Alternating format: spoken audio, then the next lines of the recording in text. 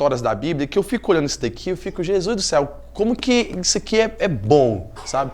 E se a gente lê a Bíblia entendendo que as histórias, ela tem muito mais a ver com a forma como nós nos relacionamos com a vida do que como regras que a gente precisa cumprir para ir para o céu, isso aqui é melhor que Game of Thrones.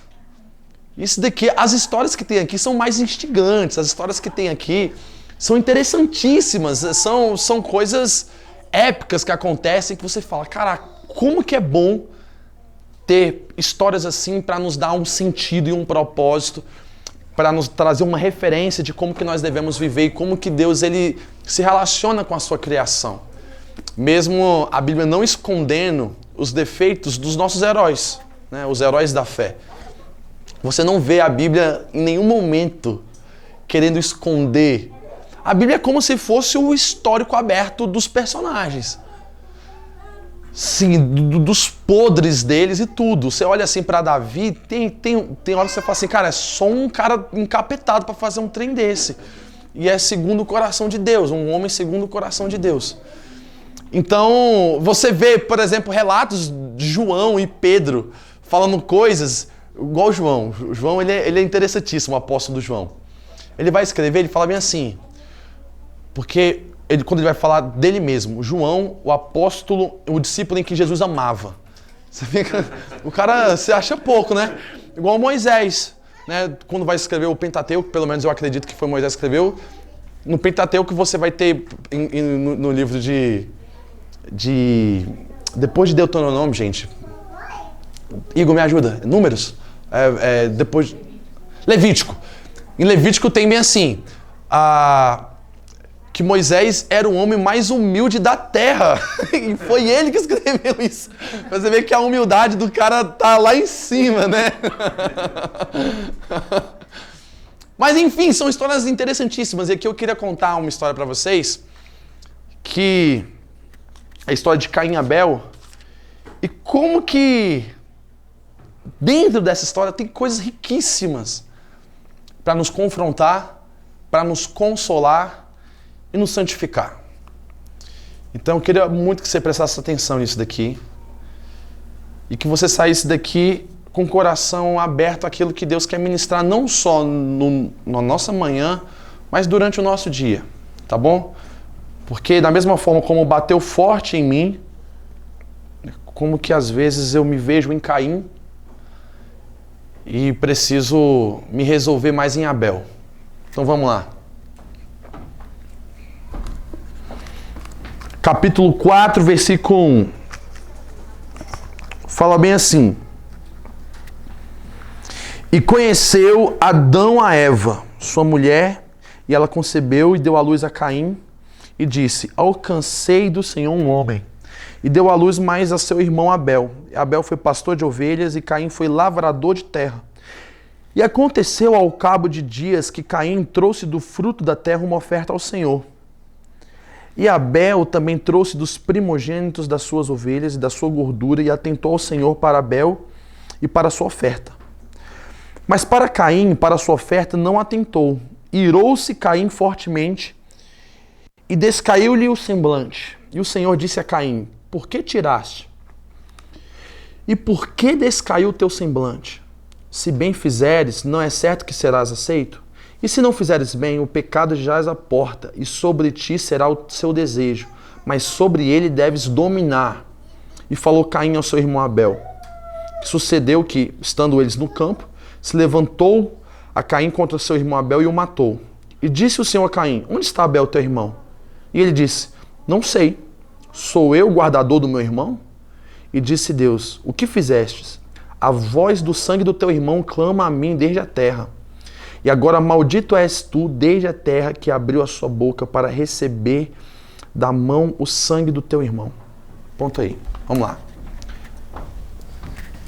É uma história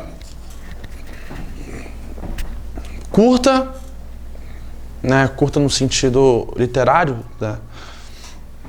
Nós não sabemos quanto tempo que levou para que isso acontecesse, quanto tempo que levou de relação entre Caim e Abel, Mas nós temos o que é necessário para a gente absorver o máximo dessa história, aquilo que o Senhor quer falar aos nossos corações. Né? E o que eu gosto dessa história, o Silas gosta de fazer esse tipo de comentário sobre essa história, né? Que essa história foi uma das maiores chacinas da história da humanidade, né? Onde 1/4 da população foi assassinada. E agora eu queria que vocês se atentassem para o cenário onde isso aconteceu. Porque aqui acontece o primeiro assassinato da história. Tá? Até então você tem ali Adão e Eva que pecaram contra Deus, né, tomando do fruto da árvore do conhecimento do bem e do mal. E acabam que eles vão desviando do propósito de serem realmente humanos. Por que eu falo isso? Porque quando Deus vai criar o homem, lá em Gênesis capítulo 1, versículo 27, fala bem assim, façamos o homem à nossa imagem e semelhança. Homem e mulher os criou. Beleza. Aqui Deus não só está definindo, né, qual seria a tradução visível de quem ele era, porque Deus é invisível, mas aqui Deus também está definindo o que é ser humano. Vamos criar um homem, façamos um homem. Deus está definindo o que é um homem. O que é ser humano? Um homem no sentido humanidade. Né? A palavra Adão vem de humanidade. Então, tudo que foge desse conceito, tudo que foge dessa estrutura que Deus criou é desumano. O pecado, ele não veio, às vezes quando a gente fala bem assim, você precisa ser mais humano, no sentido, você precisa ser mais frágil. Mas não, quando Deus fala de humano, não está falando no seu sentido de ser frágil, mas está falando no seu sentido de ser espiritual. Porque isso é ser humano.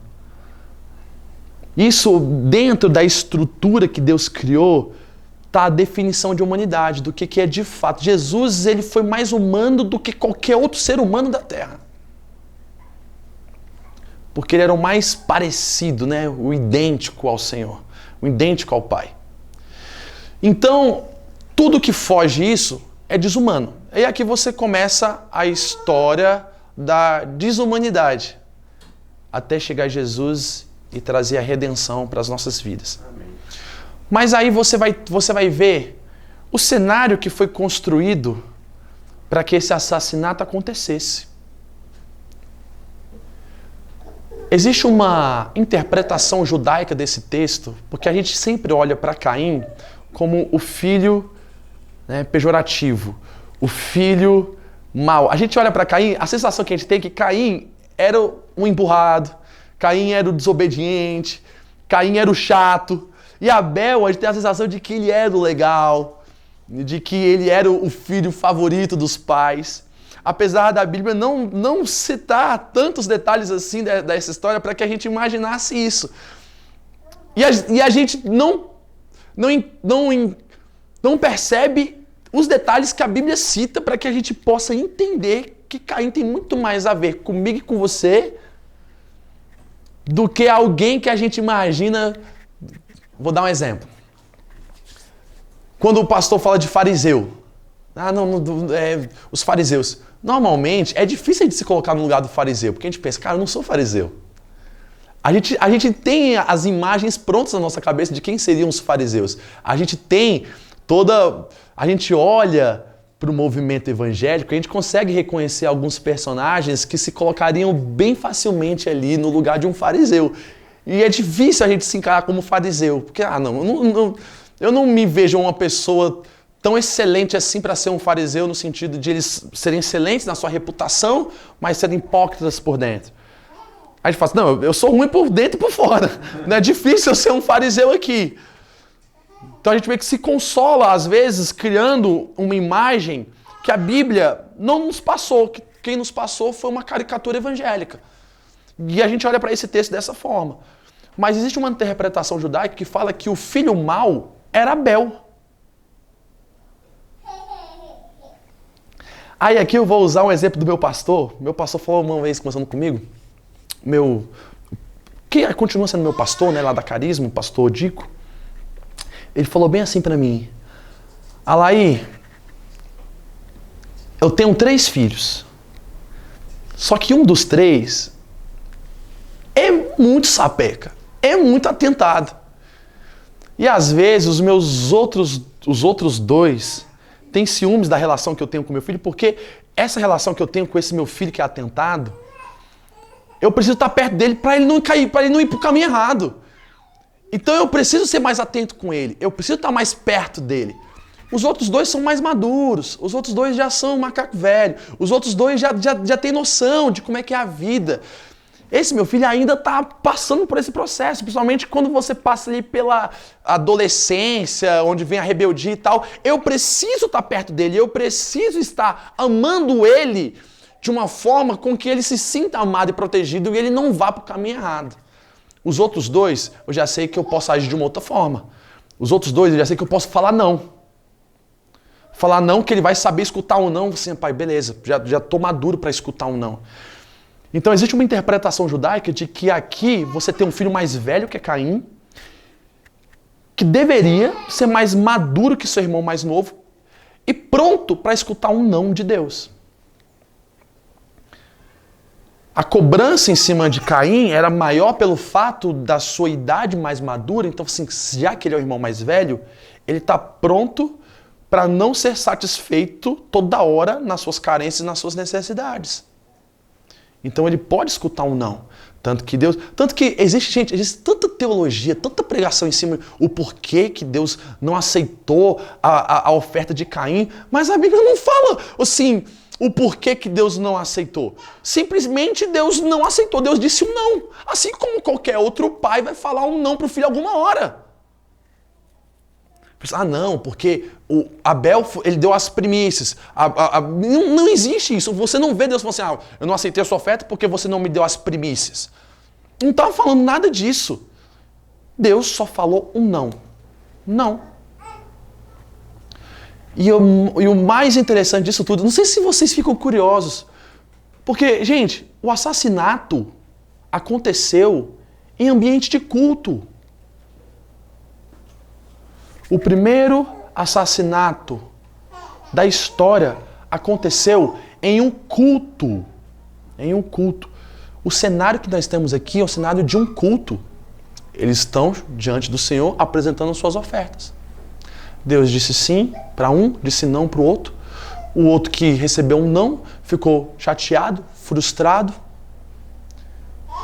e foi lá e matou seu irmão. O assassinato não aconteceu numa balada. Não era uma balada. Não aconteceu numa discussão de casal. Não aconteceu na cadeia. O primeiro assassinato da história da humanidade aconteceu no culto, em um ambiente religioso. Cara, isso deveria confrontar tanto os nossos corações. Isso deveria nos fazer pensar tanto a forma como nós nos relacionamos com Deus e com os nossos irmãos, ao ponto da gente olhar para as nossas vidas e falar, será que eu sou o tipo de irmão onde Deus chega para mim e fala assim, cadê o seu irmão? Você fala, uai, não sei. Eu sou responsável pela minha vida. Eu não sou empregado de ninguém, não. Eu não tenho nada a ver com a vida do outro. Eu sou eu e pronto. Por que você está perguntando onde é que está o meu irmão? Vai atrás dele, vai. Não vem atrás de mim. Será que nós não nos tornamos Caíns? Será que o nosso coração é tão mimado ao ponto, mimado no sentido pejorativo, ao ponto da gente não saber escutar um não de Deus? E acabar matando. E aí você entende isso no sentido literal, ou até no seu sentido figurado, uns aos outros, por não estar sendo satisfeito nas suas necessidades. Olha só que legal. Olha só. Deixa eu começar um raciocínio aqui rápido. Para nós, para o mundo, uma vida bem-sucedida é uma vida onde você é plenamente satisfeito na sua necessidade e importância. O mundo nos ensinou isso, a escola nos ensinou isso. O sistema nos ensinou isso. As nossas rodas de conversa em churrascos nos ensinaram isso. Uma vida de alguém bem-sucedido é alguém que está sendo satisfeito na sua necessidade e se acha importante. Ou seja, tem as suas prioridades, esteja cumprindo as suas prioridades. Isso foi o que nos ensinaram. A gente pegou isso e projetou isso para Deus. Então, todas as vezes que você vê, por exemplo, em Efésios, quando Paulo afirma que nós alcançaremos o pleno conhecimento de Deus, nós pensamos que para nos sentirmos plenos, nós precisamos estar com as nossas necessidades satisfeitas e nos sentirmos importantes com as nossas prioridades em dia. É isso que nos passaram. Então, acaba que nós vamos nos relacionar com Deus da mesma forma como eu falei lá no início, fazendo das nossas orações, né, um desabafo da nossa ingratidão, reclamações, carências. A gente fala para Deus, Deus, eu não estou satisfeito, a minha necessidade não está sendo satisfeita aqui. E aí, vai resolver ou não vai? Então a gente pensa o seguinte, Deus, quais são os 3 atributos? A gente aprende na teologia que os 3 atributos que faz Deus ser Deus é o quê? Onisciente, onipotente, onipresente. Todos os outros atributos Deus compartilha conosco. Todos os outros atributos. Mas esses são os 3 atributos que Ele não compartilha conosco, que faz Ele ser Deus. Deus, Ele é onipotente, onisciente, onipresente. Acaba que a nossa vida, quando nós entendemos que para ser bem-sucedido, para o sentido final das nossas vidas é a gente se sentir feliz, nós vamos nos relacionar com Deus através dos seus atributos. Então a gente pensa, Deus, usa a sua onisciência para ver os meus problemas, para que finalmente você possa ser onipresente na minha vida, ficar pertinho, e usa a sua onipotência para resolver tudo que eu estou passando. A gente chega para Deus como se Ele não soubesse de todas as coisas, e a gente tem que explicar para Ele, para que finalmente Ele fica perto de nós, fica perto de mim, agora me dá o teu poder para eu resolver as coisas. Porque parece que o Senhor não está olhando para a minha vida, porque parece que o Senhor não é onisciente, porque parece que o Senhor não é onipresente, porque parece que o Senhor não... Se o Senhor fosse onisciente, onipresente, onipotente, por que eu estou passando por essa necessidade? É igual aquele versículo, o Senhor é nosso pastor e nada nos faltará. Então a gente deveria olhar para esse versículo nesse sentido. A gente acha que ele está falando de necessidade nesse texto. A gente acha que o salmista está falando de necessidade. O salmista não está falando de necessidade. O salmista está falando de amadurecimento. Deus quer nos tornar pessoas completas. Se o Senhor é nosso pastor e nada nos faltará, então não vai nos faltar dificuldade. Então não vai nos faltar doença. Então não vai nos faltar situações difíceis. Assim também como não vai nos faltar provisão, como não vai nos faltar saúde, como não vai nos faltar comunhão. Para que a gente passe por todas as situações e possa dizer, tudo posso naquele que me fortalece. Porque foi dentro desse contexto que Paulo disse isso. Eu posso passar pela fartura e eu posso passar pela fome. Eu posso passar pela comunhão e eu posso passar pela solidão. Eu posso passar por todas as coisas. Porque Deus nunca me faltou em nenhuma dessas situações. O Senhor é meu pastor e Ele não me falta em nenhuma situação. Então, nós devemos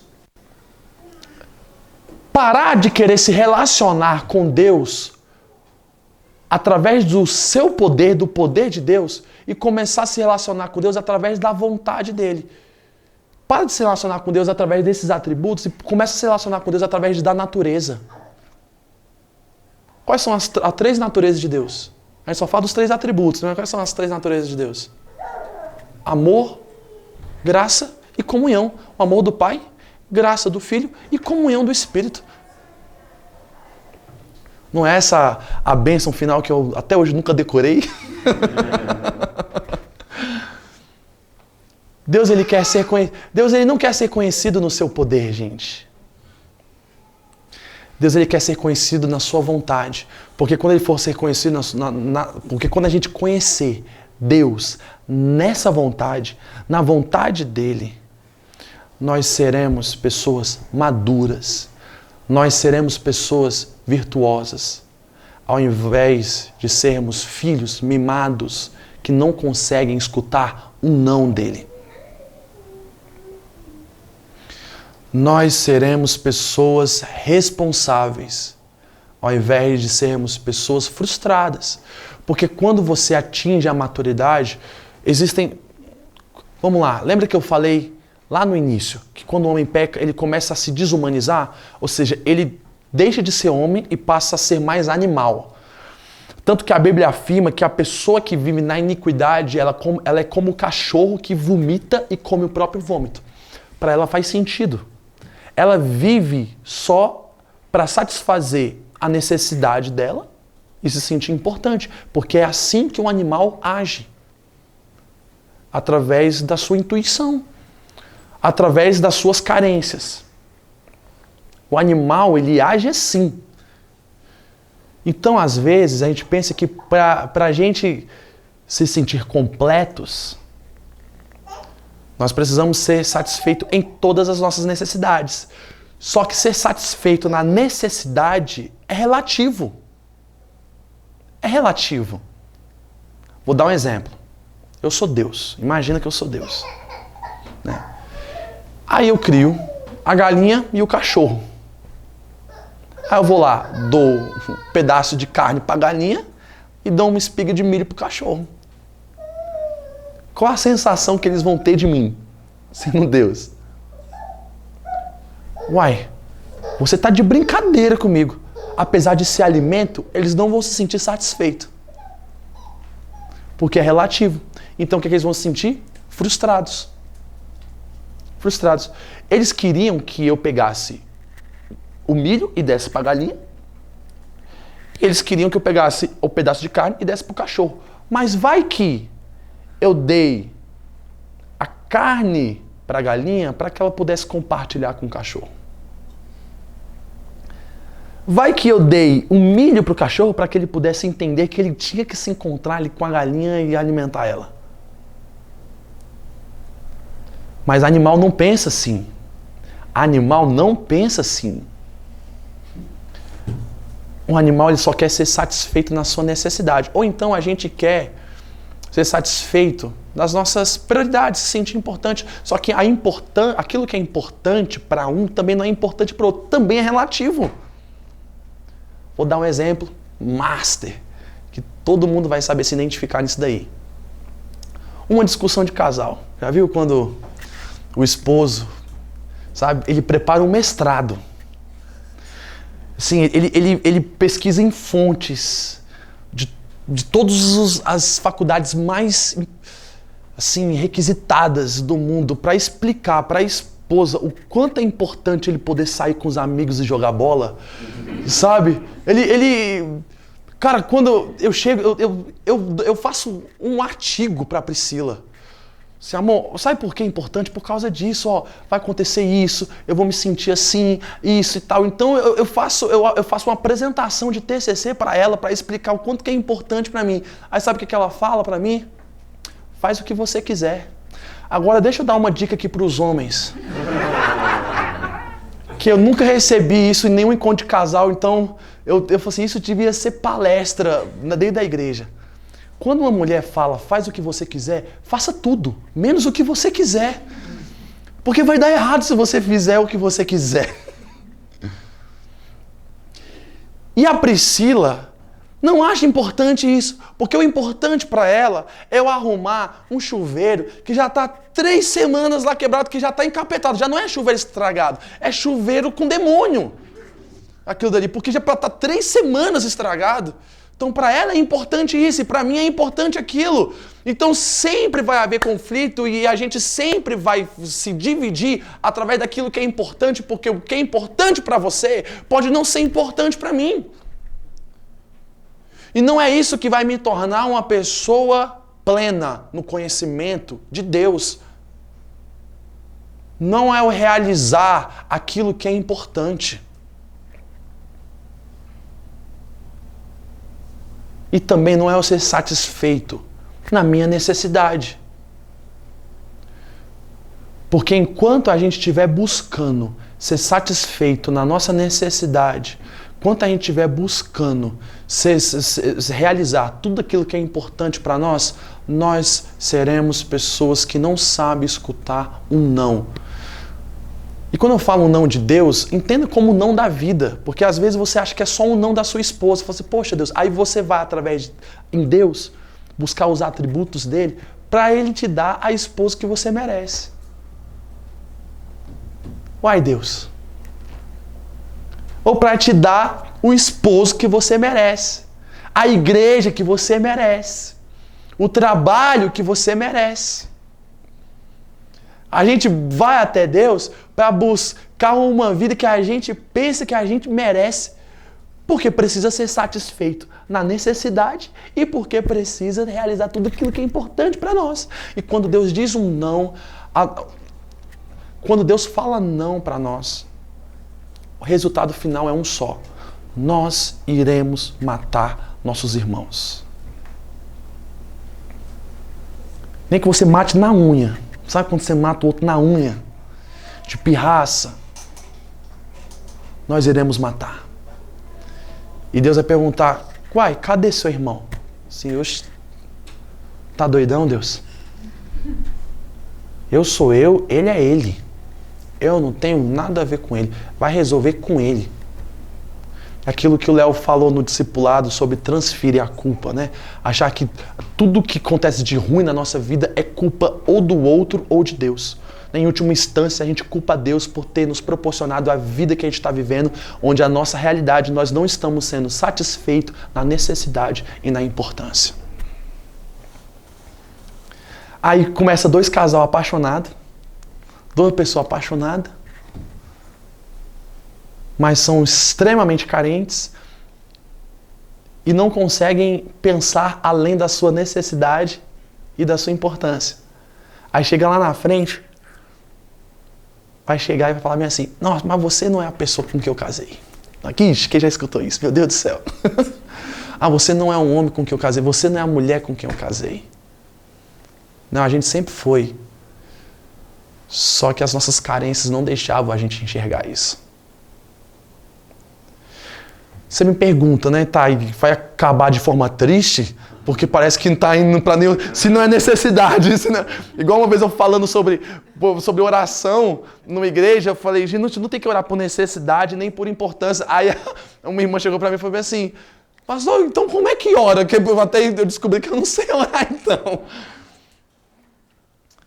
Deus, Ele quer que a gente entenda a vida não na nossa necessidade e nem na nossa importância, mas naquilo que é essencial, naquilo que é a nossa essência. Aquilo que é a nossa essência. Tem um versículo da Bíblia, Romanos, que Paulo vai dizer bem assim, a natureza anseia pela manifestação dos filhos de Deus. Qual é o momento em que a natureza anseia pela manifestação dos filhos de Deus? Já parou para pensar nisso? Qual é o momento em que a natureza anseia pela manifestação? Quando a natureza está passando por um problema onde só um filho de Deus consegue resolver. Estourou a pandemia.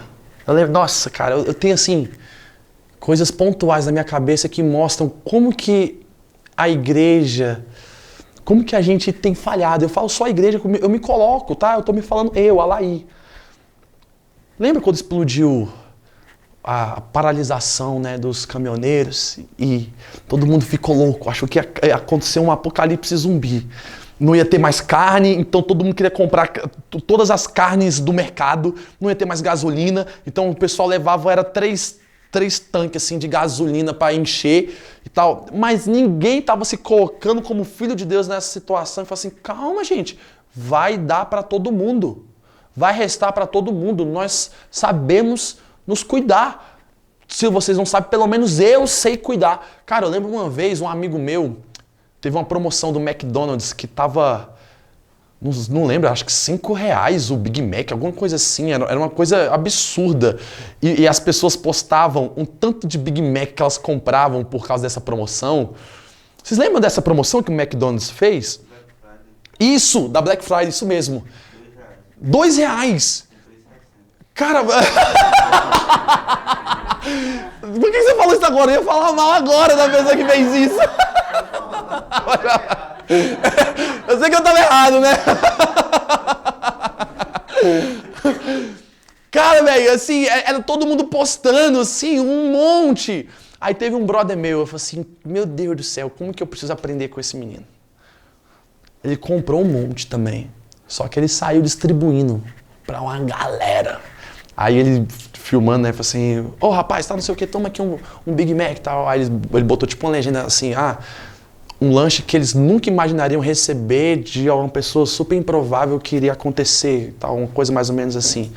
Eu falo, caramba, o mundo entregou de bandeja nas nossas mãos a bênção pra gente falar, nós seremos abençoadores, e a gente se tornou como filhos do mundo, ao invés de ser filhos de Deus.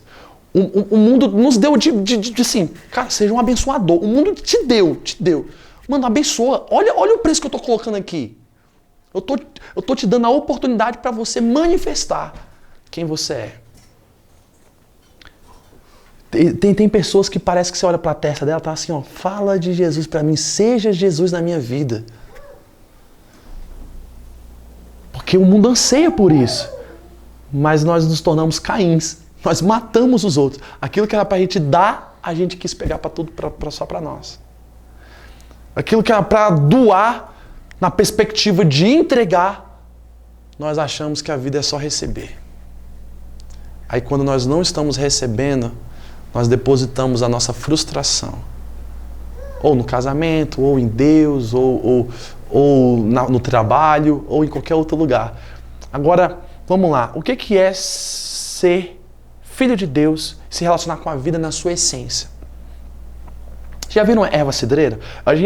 O Silas trabalha num lugar chamado a Fazendinha, lá do Ceilândia, lá no finalzinho do Ceilândia. Assim, você vai passando, você chega lá no fim do mundo, você passa Plutão, Marte, você chega lá na Fazendinha, um trem é longe. Aí lá, às vezes que eu fui trabalhar com ele lá, foi muito legal porque o pessoal tem uma horta. Eles ensinam como é que funciona a horta. Ele estava ensinando como é que funcionava a erva cidreira. Que a erva cidreira parece que cura tudo, né? Você vai fazer um chá de erva... Você tá doente, faz um chá de erva cidreira que sara. Né? A pessoa ali tá morrendo, bota chá de erva cidreira na pessoa que a pessoa vai ressuscitar. Então a erva cidreira é um tem bom para fazer qualquer coisa. É gostoso e ainda é medicinal. Não é a mesma coisa com erva daninha. Aí nesse dia que ele estava ensinando sobre não sei o quê, aí ele falou assim, agora vamos plantar erva cidreira. Aí ele falou assim, agora começa a tirar tudo aquilo que não presta, vai tirando a erva daninha. E a erva daninha tem a mesma necessidade e precisa da mesma importância como a erva cidreira precisa para crescer. Ela também precisa de adubo, ela também precisa de chuva, ela precisa de água, ela precisa de sol. Mas ela não serve para nada. Erva cidreira não serve para nada. Apesar de ter as mesmas necessidades e precisar das mesmas importâncias que erva cidreira tem.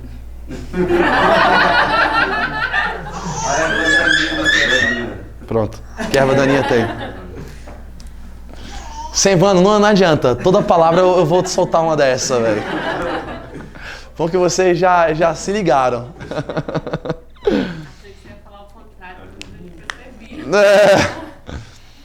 O que eu estou querendo dizer é o seguinte, muitas vezes nós vivemos a vida pensando que é só ser satisfeito na necessidade. Pensando que para ser feliz, né, e para ser pleno no conhecimento de Deus, né, para se sentir plenos e completos, nós precisamos realizar aquilo que é importante e fazer as nossas e satisfazer as nossas necessidades. Mas hoje, parando para ver como que Deus nos ensinou a viver,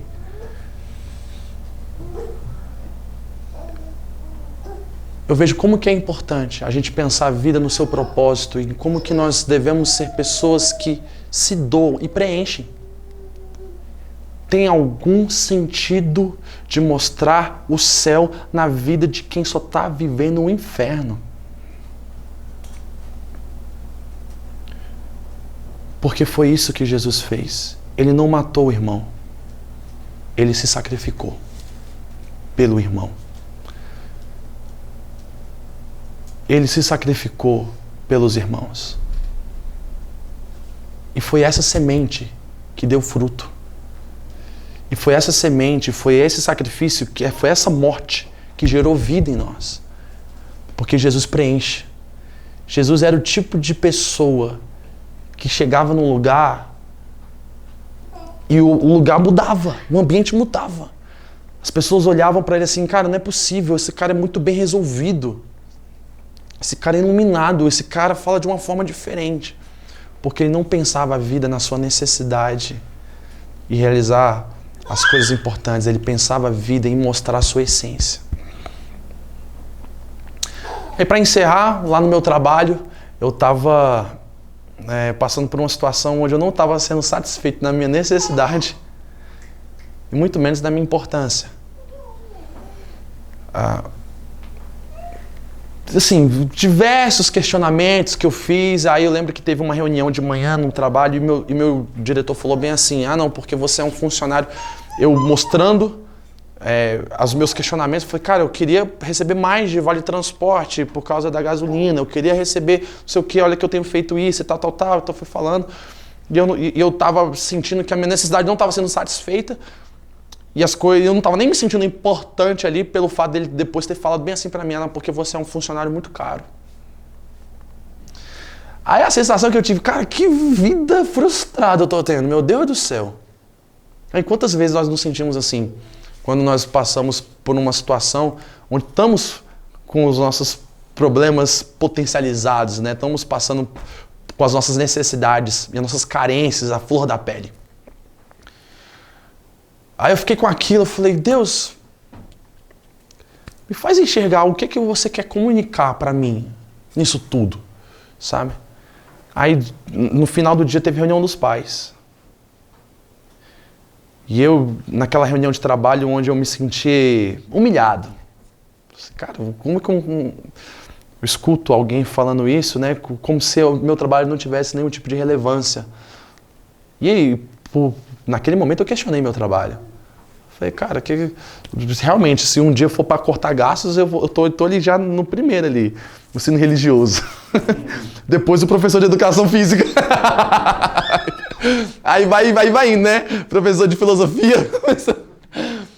Então, a gente tem ali, a gente fica pensando, será que realmente eu tô sendo útil? E a gente para e se sente tão frustrado, e eu bravo com Deus.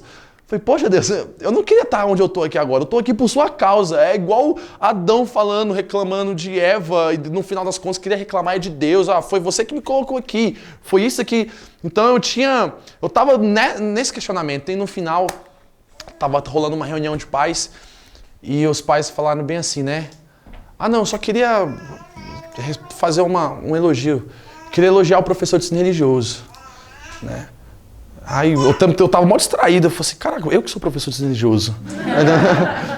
Aí ele falando, cara, você não sabe como que a minha filha mudou depois de você acompanhar ela. E eu já tentei botar ela em psicólogo, eu já tentei botar ela em lugares, ela nunca conseguiu se abrir de verdade com alguém. E depois que ela conversou com o Senhor, tanto que ela fala do Senhor lá em casa, o olho dela brilha. Sabe? E você não sabe como é que é difícil para um pai falar isso, ele falando para mim, né? Porque eu queria ter essa intimidade que eu tenho com a minha filha, dela poder contar as coisas e tal, mas a gente sabe que pai é pai, mãe é mãe, que eles vão precisar de uma outra pessoa para contar, e você foi a pessoa. Ela me conta no dia que ela foi contar os problemas para o Senhor, e ela começou a chorar, e você começou a chorar também. Eu lembro desse dia, realmente ela começou a chorar, eu falei, cara, não tem um conselho para dar para essa menina, a vida dela tá ruim mesmo. Eu comecei a chorar com ela. Eu falei, cara, a única coisa que eu posso fazer com você é chorar com você, velho. E aí ela chorava e eu chorava daqui, velho. Eu falei, caraca, tá ruim mesmo, velho. Mas eu falei no final, assim, vamos orar. E foi tão interessante que eu saí, depois um outro pai, uma mãe chegou para mim e falou assim, olha, eu queria conversar com o senhor e tal, porque tem um meu filho que admira demais o senhor. E tal, e não sei o quê. E sabe que as coisas foram acontecendo ali? Aí ele falou, ele só tem medo de conversar com o senhor porque ele disse que toda vez que você vai conversar com o aluno volta chorando para a sala. Eu falei, mas é no bom sentido, viu? Mãe, é no bom sentido que eles voltam chorando. E eu senti como se Deus estivesse falando para mim bem assim, é isso. Você vai viver a sua vida e você não vai ter suas necessidades satisfeitas. E você não vai ter todas as coisas que é importante para você sentir importante. Não é esse o sentido da vida. O sentido da vida é você mostrar o céu, mostrar quem eu sou para outras pessoas. O sentido da vida é você ser cura para quem só é doença. É você ser luz para quem só é escuridão. Então você vai ter que encarar os nãos. Encara os nãos de forma madura, como um homem e mulher de Deus. Como alguém que sabe escutar um não sem matar o irmão. Sem depositar toda a frustração no outro, toda a frustração na religião. Então, para de chorar, né, pelas suas carências e começa a chorar pelas virtudes que Deus te deu. Foi isso que eu senti. Eu falei, caramba, Deus, obrigado. Obrigado porque aonde eu preciso ser essencial, eu fui. Eu posso não ser a pessoa importante dentro de um contexto, né, dentro para algumas pessoas, mas aonde eu estou buscando ser essencial, né, eu estou cumprindo o propósito. E é isso, é Deus falando ao meu coração. E de pouco em pouco, você vai ver Deus te usando. Cara, teve uma vez que a gente teve tipo uma festa, não é uma festa junina, é tipo feira de ciências da escola. E feira de ciências, para quem é professor sabe, cara, que quando dá esses eventos, a gente tem que se virar nos 30 para fazer aquilo que a gente nunca foi ensinado a fazer, mas a gente tem que aprender na marra. A fazer, a colar coisa na parede, a pregar não sei o que lá e tal, não sei o que. Aí beleza, aí no dia que a gente tava montando a feira de ciências, todo mundo certinho e tal, começou um temporal e chovendo. O pessoal teve que desmontar e tal, não sei o quê. Aí todo mundo se juntou num lugar só. Isso foi antes da pandemia. E a galera, tipo, preocupada, falando, o que a gente vai fazer e tal. E tem uma irmã lá de oração também, ela me ajuda muito. Ela falou bem, e ela foi assim, mulher de Deus. Ela falou assim, calma, gente, calma, uai. Para, não vamos ficar preocupados, não. Vamos sentar aqui, ó. Nós temos um pastor aqui e ele vai orar para a chuva parar. E eu concordando, assim, aí depois eu lembrei, eu falei, cara, eu que sou o pastor. Eu falei, meu Deus do céu, por que ela não ora? Por que vai ter que ser eu? Aí lá vai eu, né? Falei, é isso, gente, vamos orar. E eu fui orando, mas eu não fui orando para Deus mudar a situação. Eu fui orando para Deus mudar a forma como a gente encara a situação. Que eu sei que a partir do momento em que ele mudasse a nossa forma de encarar a situação, no momento que a gente falasse para aquele monte, sai dali, vai para lá, o monte ia fazer isso. Foram essas palavras de Jesus. Quando a gente souber encarar a vida com os olhos certos, a gente vai falar, água, para, a água vai parar. Tempestade, para, a tempestade vai parar. Então eu fui orando, e fui demorando na oração porque eu queria que Deus estivesse mudando a gente. E eu falei, cara, eu vou demorar na oração porque vai que na demora a chuva para e eu falo amém, sabe? Demora ali o amém. E eu fui pedindo, Deus, nos ajuda a encarar de forma madura a situação, nos ajuda a encarar. E eu comecei a orar, eu percebi que o ambiente foi mudando, até que senti de Deus, de falar, não, agora, né, tempestade vai parar, no nome de Jesus. E não é que parou? E eu falei, Deus, obrigado. Mas por que isso? Porque é assim que Deus quer que a gente se relacione com a vida. Vamos orar? Vamos convidar você para ficar em pé nesse momento.